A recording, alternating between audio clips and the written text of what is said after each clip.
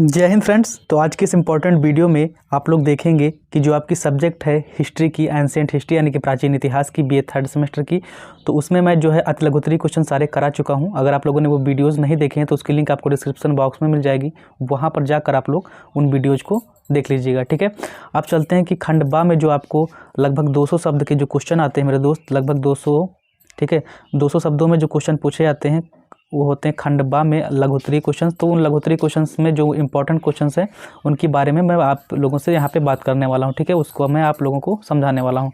सबसे पहला क्वेश्चन है आपकी स्क्रीन पे कि कल्हड़ की राजतरंगिणी पर एक संक्षिप्त टिप्पणी लिखिए। मोस्ट इंपॉर्टेंट क्वेश्चन है, जितने भी क्वेश्चन मैं करा रहा हूँ सारे के सारे मोस्ट इंपॉर्टेंट क्वेश्चन हैं, तो उसको आप लोग अच्छे से पढ़िएगा। तो कल्हड़ की राजतरंगिणी, ठीक है, यह कृति कल्हड़ के द्वारा लिखी गई है। चूँकि कल्हड़ की राजतरंगिणी है तो कल्हड़ के द्वारा ही लिखी जाएगी। ठीक है, जाहिर सी बात है। और फिर उसके बाद है कि इससे कश्मीर के इतिहास पर व्यापक प्रकाश पड़ता है। ठीक है, जो कल्हड़ की राजतरंगिणी है मेरे दोस्त, उस पर किसका प्रकाश पड़ता है, मतलब वो जो है किसके बारे में लिखी गई है, तो वो कश्मीर के इतिहास, वो कश्मीर डायनेस्टी जो है, कश्मीर की डायनेस्टी मैंने कि कश्मीर राजवंश, मैंने पूरा का पूरा कश्मीर राजवंश पढ़ाया हुआ है। अगर आप लोगों ने उसको नहीं देखा है तो उसकी भी लिंक आपको यहाँ पे ऊपर आई बटन पे मिल जाएगी, या फिर डिस्क्रिप्शन बॉक्स में चेक कीजिएगा, वहाँ पे आपको उसकी लिंक मिल जाएगी। ठीक है, तो उसको भी आप लोग ज़रूर देख लीजिएगा। और यहाँ पे जो है कि इससे कश्मीर के किसके राजवंश का, कश्मीर राजवंश का। आप देखिए यहाँ पे थोड़ा सा ट्रिक से आपको याद करना है। क्या ट्रिक है कि कल्हड़ की राजतरंगिणी, का से कल्हड़ और का से कश्मीर। ठीक है, का से कल्हड़ और का से कश्मीर, यानी कि जो कल्हड़ की राजतरंगिणी है उस पर किसका जो है वो किस राजवंश के बारे में बताता है, तो कश्मीर के इतिहास के बारे में बताता है। ठीक है, कश्मीर, का से कल्हड़, का से कश्मीर। और जो है कल्हड़ जो थे क्या थे, वो जातीय मतलब जात के ब्राह्मण थे। ठीक है, उसका पिता जो है, उनके पिता चंपक, कदाचित इनके पिता का नाम क्या था, चंपक। ठीक है, इनके पिता का नाम था चंपक। कदाचित कश्मीर के राजा, जो मैंने कश्मीर का इतिहास पढ़ाया हुआ है, टोटल 2 वीडियोज़ बने हुए हैं कश्मीर के राजवंश पर, डिस्क्रिप्शन बॉक्स में चेक कीजिएगा, या फिर ऊपर आई बटन पे आपको वहाँ पे लिंक मिल जाएगी। दोनों वीडियोज़ अच्छे से देख लीजिएगा कि कश्मीर के 3 राजवंश हुए हैं। ठीक है, एक उत्पल वंश हुआ, कारकोट वंश हुआ है, लाहौर वंश हुआ है। सारे के सारे वंश में जितने भी शासक थे उनको बताया हुआ है मैंने, 2 वीडियोज़ में कवर कर रखा है। ठीक है, तो उसको आप लोग ज़रूर देख लीजिएगा, तभी आपको यहाँ पर समझ में आएगा। ठीक है, तो अब देखते हैं क्या कि राजा हर्ष का मंत्री रह चुका था, जो कश्मीर का राजवंश, कश्मीर का जो राजा था हर्ष, तो हर्ष का मंत्री रह चुका था कौन, उनके पिताजी। ठीक है, कल्हड़ के, और 1135 ईस्वी तक जीवित रहे हैं इनके पिताजी।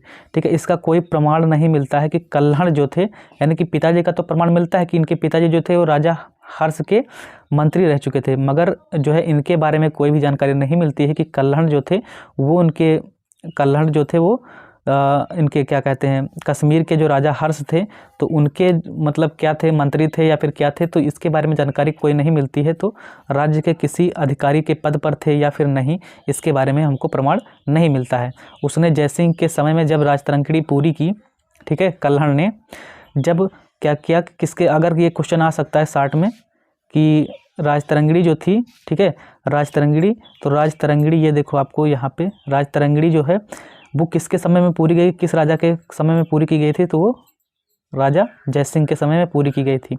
उस समय कश्मीर गृह कलह और मतलब घर का कलह और अशांति का शिकार हो गया था कौन, कश्मीर। ठीक है, पूरी तरीके से। तो अब देखते हैं कि कश्मीर के बारे में हो गया थोड़ा सा, अब राजतरंगिणी के बारे में यहाँ पे देख लेते हैं। ठीक है, तो बात करते हैं राजतरंगिणी की। तो राजतरंगिणी में कितने तरंग हैं, कुल 8 तरंग हैं मेरे दोस्त। कितने तरंगे हैं, 8 तरंगे हैं। राज तरंग, तरंगिणी, ठीक है, तो तरंगिणी से तरंग, तो तरंग कितनी है, 8 तरंगे हैं और 8000 श्लोक हैं। कितना याद करने में कितना, देखो इजी है यहाँ पे कि 8 तरंग हैं और 8000 श्लोक, यानी कि 8 ही तरंग और श्लोक कितने हैं, तो 8000 श्लोक हैं। ठीक है, 8000 श्लोक। आप देखते हैं कि प्रथम 3 तरंगों में किसका अध्ययन मिलता है और बाकी की जो तरंगे हैं उसमें किसका अध्ययन मिलता है, वो देख लेते हैं। तो जो यहाँ पे देख लेते हैं थोड़ा सा कि जो प्रथम 3 तरंगों में अत्यंत प्राचीन काल का कश्मीर का परंपरागत इतिहास है, कश्मीर का जो बहुत ही प्राचीन इतिहास है वो प्रथम 3 तरंगों में, जो प्रथम 3 तरंगे हैं, ठीक है, 3 प्रथम 3 तरंगे जो हैं उसमें कश्मीर का बहुत ही पुराना इतिहास मिलता है। और फिर बात करते हैं कि उसके स्रोत भी आधुनिक आनुश्रुतिक ही हैं, जिन्हें विशेष छानबीन के बिना वह मान लेता है। चौथे से छठे तरंगों में कारकोट और उत्पल वंश जो मैंने पढ़ाया हुआ है, ठीक है, चौथा और छठा तरंग। देखिए तीन तरंग तो ये हो गई, ठीक है। फिर 3 के बाद चौथी तरंग और छठी तरंग। इन तरंगों में किसका वर्णन मिलता है? कारकोट और उत्पल वंश का इतिहास है, जिसमें वह पूर्ववर्ती और उन मतलब राजा जो पहले के राजा थे, कौन से राजा इन्होंने राज किया है कारकोट वंश पे, और अब के राजाओं का किसका जो है बाद में राजाओं ने कौन कौन से राजाओं ने राज किया है, तो उसके राजवंशों के इतिहास में ग्रंथों का उपयोग करता है, ठीक है। यानी कि पूर्ववर्ती और उन राजवंशों के समय लिखे हुए ग्रंथों का उपयोग करता है। अब देखिए 3, 4, 6 हो गया। बाकी 7वें और 8वें तरंगों में लोहर वंशी शासकों का इतिहास मिलता है। लाहौर वंश जो था, मैंने बताया था, 7वें और 8वें तरंगों में लोहर वंशी शासकों का इतिहास, जिसके बारे में वह कह सुनी हुई बातों, समकालिक लोगों के साक्ष्य, मतलब उनके जो उस समय के लोग थे उन लोगों ने जो बताया, ठीक है। क्योंकि उस समय जो उस समय एकदम कही हुई सुनी हुई बातें ही मिलती थी, ठीक है। अब जो कही सुनी बातें थीं और जो उस समय के जो लोग थे जो उस समय जिंदा रहे हुए होंगे, उन्होंने जो बताया, तो उस समय मतलब वही समकालिक जो उस समय के लोग थे उन्होंने जो साक्ष्य दिए हैं। और व्यक्तिगत ज्ञान का उपयोग करता है कौन? यही कल्हड़ की राजतरंगिणी, ठीक है। तो ये हो गया। इस प्रकार कल्हड़ के वृत्तांतों में राजतरंगिणी के प्रथम 3 तरंगों की अपेक्षा अंतिम तरंग जो है अधिक प्रामाणिक हैं और विश्वसनीय है। जो प्रथम 3 तरंग हैं उनकी अपेक्षा जो अंतिम 3 तरंगे हैं वो अधिक प्रामाणिक मानी जाती हैं, ठीक है। जिसके फलस्वरूप 7वीं से 12वीं सदी तक का कश्मीरी इतिहास, यानी कि 7वीं से लगभग 7वीं से 12वीं सदी तक, ठीक है, लगभग 600 से 1100 ईस्वी तक, जो 1212वीं सदी तक कश्मीर इतिहास जो है वो देखने को मिलता है, ठीक है। लगभग 600 से और 12वीं सदी यानी कि 1200 ईस्वी तक का इतिहास देखने को मिलता है, ठीक है।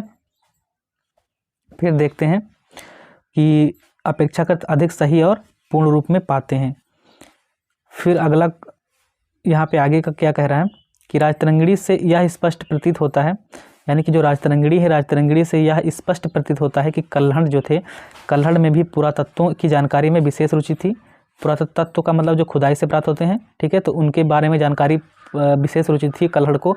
और उसने सिक्कों के साथ साक्ष्य का पूरी तरह उपयोग किया कि सिक्कों से क्या जानकारी मिलती है, ठीक है। वर्ण विषयों में वह अपने को राजनीतिक इतिहास तक ही सीमित नहीं रखता, अपितु राज दरबार के वर्णनों, राजवंशों के विशेष ब्यौरों, कलह तथा षड्यंत्रों और प्रशासन के गुणों तथा अन्य विशेष बातों को भी व्यक्त करता है। यानी कि वो केवल इतिहास तक ही सीमित नहीं रहता, राजनीतिक इतिहास तक, बाकी के जो विशेष ब्यौरा हैं, ठीक है, राजवंश जो प्रमुख राजवंश हुए हैं उसके बारे में, कलह तथा षड्यंत्रों के बारे में, मतलब इस सारी चीज़ों के बारे में वो जानकारी व्यक्त करता है। राजा रानियों के भले बुरे भी सभी कार्य उसे आकृष्ट करते हैं तथा सैन्य व्यवस्था की बारीकियों से वह हमें परिचित कराता है। जो सैन्य व्यवस्था है उस समय किस राजवंश की, जो कश्मीर राजवंश की सैन्य व्यवस्था थी वो किस प्रकार की थी, इसके बारे में भी हमको बताता है, ठीक है। कल्हड़ की सबसे बड़ी विशेषता यह है कि वह ऐतिहासिक युग की घटनाओं का तिथिक्रम अत्यंत परिश्रम पूर्वक देता है। जो तिथि है वो अत्यंत परिश्रम करके, यानी कि एकदम स्पष्ट तिथि देता है। वो कल्हड़ की बहुत ही विशेषता, अच्छी विशेषता है, ठीक है।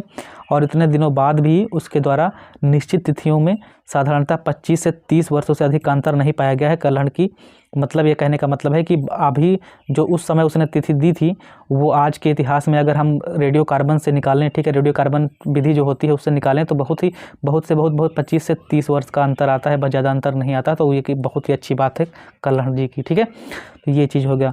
और कल्हड़ की परंपरा आगे भी चलती रही है। इतना हो गया। अब जो है इतना मैंने बताया आप लोगों को, ठीक है। इतने में से इतना बड़ा आंसर है, आप इसमें से कोई भी 200 शब्द लिख सकते हैं। आप 200 आपको गिनकर नहीं लिखना है, ठीक है। कम से कम एक 1.5 पेज का आपको लिख देना है, जितना आपको याद आए उस समय, ठीक है। अब 1-2 बार वीडियो को आप दोहराव करके और रिपीट करके देख सकते हैं। आप 1-2 बार वीडियो को रिपीट करके देखेंगे तो आपके जो सबकॉन्शियस माइंड होगा उसमें सारी चीज़ें फिट हो जाएंगी। और फिर जितना आपको याद आए वहाँ पे 1-2 बार रिवीजन करके आप लोग देख सकते हैं। आप चलते हैं अगले क्वेश्चन की तरफ। आपका जो नेक्स्ट क्वेश्चन है वो क्या कह रहा है? तो फ्रेंड्स, आपका जो नेक्स्ट क्वेश्चन है कि ललितादित्य मुक्तापीड की सैनिक उपलब्धियां बताइए कि उन्होंने किस प्रकार सैनिक उपलब्धियां, उसकी कितनी सैनिक उपलब्धियां थी, इसके बारे में आपको यहाँ पे बताना है, ठीक है। और ललितादित्य मुक्तापीड के बारे में मैंने आपको 60 क्वेश्चन जो बताया था, जो अतिलघुत्री क्वेश्चन होते हैं, अगर आप लोग पढ़े होंगे तो आपको याद होगा, ठीक है। तो अगर आप लोगों को वो याद होगा, और मेरी जो वीडियोज़ हैं कश्मीर राजवंश की, ठीक है, कश्मीर डायनेस्टी या फिर कश्मीर राजवंश की, आप लोग देखिएगा, इंग्लिश में लिखा होगा कश्मीर डायनेस्टी, कश्मीर डायनेस्टी, ठीक है, कश्मीर डायनेस्टी करके आपको वीडियो मिल जाएगा, कश्मीर का राजवंश UPSC लेवल तक। तो उस पर आप लोग देख लीजिएगा, वो वीडियो देखेंगे तो आपको काफ़ी ज़्यादा इसमें समझ में आएगा, ठीक है, क्योंकि मैंने अच्छे से उसको बता रखा है। और कश्मीर में कारकोट वंश, सब मैंने बताया कारकोट वंश के कौन कौन से राजा थे। कश्मीर में कारकोट वंश का सबसे प्रतापी शासक कौन था? ललितादित्य मुक्तापीड, ठीक है। कश्मीर का जो कारकोट वंश था मेरे दोस्त, कश्मीर में 3 राजवंश हुए हैं, कौन कौन से? कारकोट वंश, उत्पल वंश और आपका लाहौर वंश। तो कश्मीर में जो कारकोट वंश था उसका सबसे प्रतापी शासक कौन था? ललितादित्य मुक्तापीड था।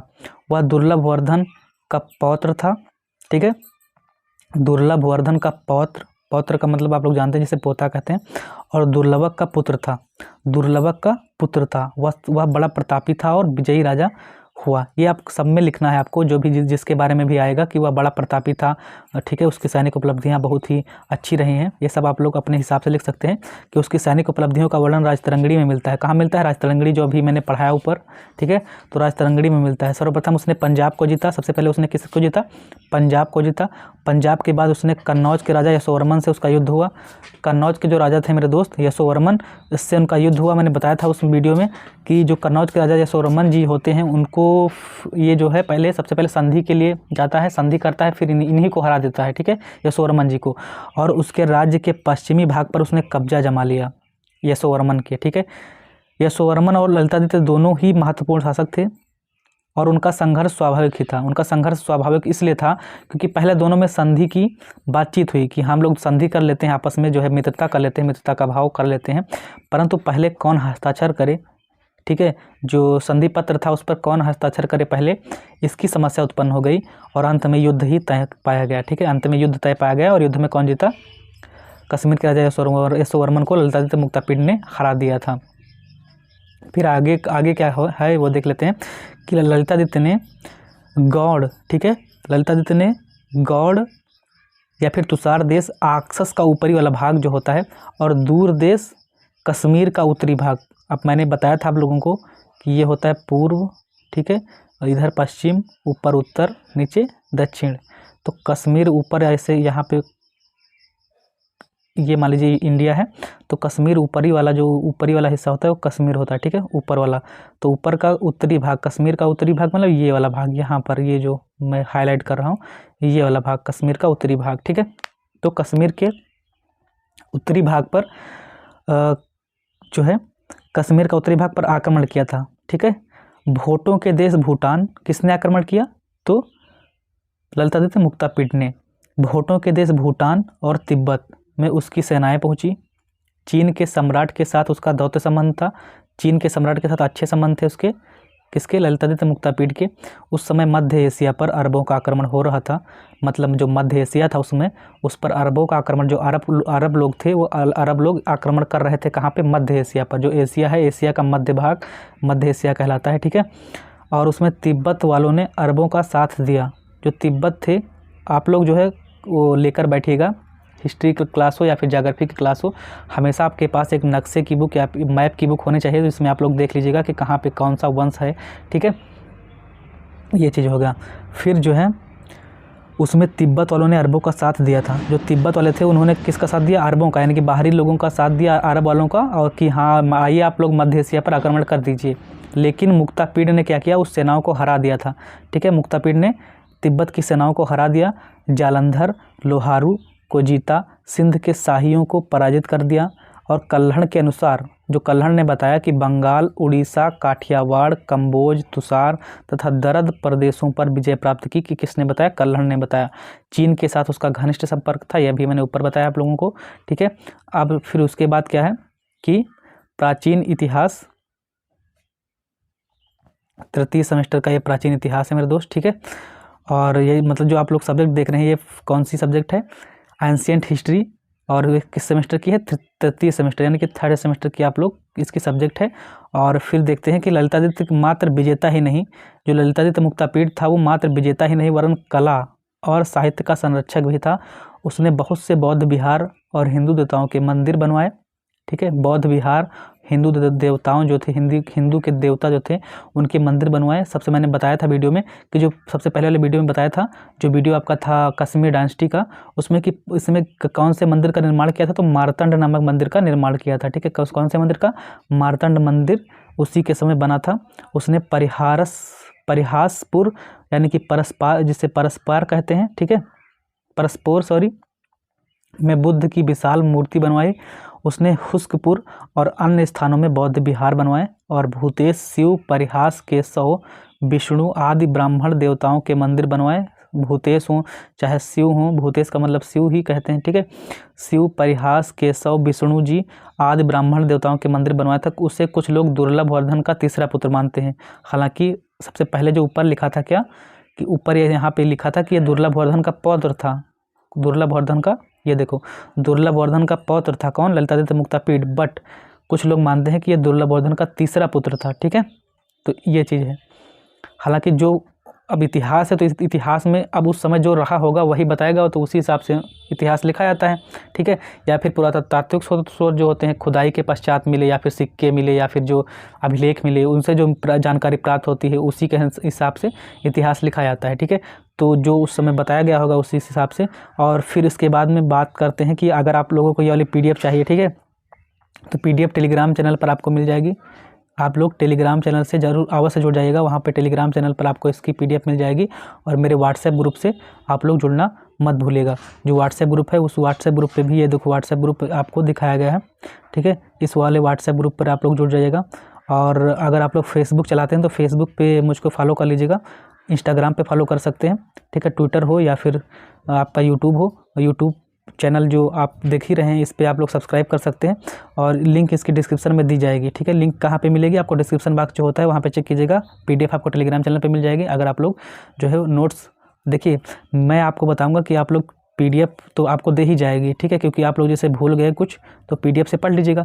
बट आप लोग अपने हाथ से जब नोट्स बनाएंगे, हैंड रिटन जो नोट्स होते हैं वो बहुत ही इंपॉर्टेंट होते हैं आपकी जो पढ़ाई होती है उससे, क्योंकि आप अपने हाथ से लिखेंगे तो कुछ तो उस समय याद हो जाएगा। और जब अपने हाथ से लिखेंगे तो आपको पता चलेगा कि हाँ, हमने ये चीज़ें लिखी हैं। जो इंपॉर्टेंट चीज़ें होंगी उसको लिखोगे तो दोबारा जब याद करोगे तो वो बड़ी जल्दी याद हो जाएंगी, और दूसरे की नोट्स आपको जल्दी याद नहीं होती हैं, ठीक है। तो आज की वीडियो में इतना ही। अगर आप लोगों को कोई भी क्वेश्चन पूछना हो तो कमेंट सेक्शन खुला हुआ, कमेंट सेक्शन में कमेंट करके पूछ सकते हैं, ठीक है। तो आज के वीडियो में इतना ही। मिलते हैं नेक्स्ट वीडियो में। तब तक के लिए जय हिंद, जय Bharat, take care, bye bye, love you.